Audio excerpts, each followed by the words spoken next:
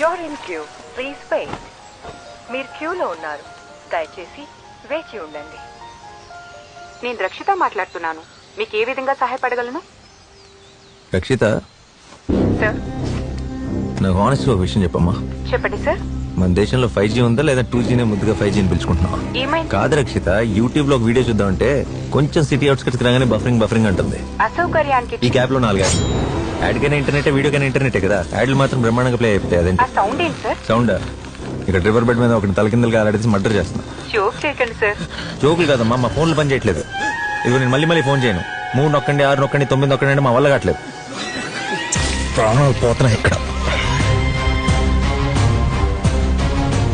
ప్రాణం భగవంతుడు ఊపిరి రూపంలోనే ప్రాణం పోసి ఆయుర్దాయాన్ని ఇస్తాడు. ఆయన ఇచ్చిన ఆయుర్దాయాన్ని సద్వినియోగం చేసుకుని సత్కర్మలు చేయడం మనిషి యొక్క ప్రధాన కర్తవ్యం. అట్లా కాకుండా దుర్వినియోగం చేసుకుని పాపకర్మలు చేసిన వాడు నిష్కారణంగా పాపాల సొరంగంలోకి ప్రవేశిస్తాడు.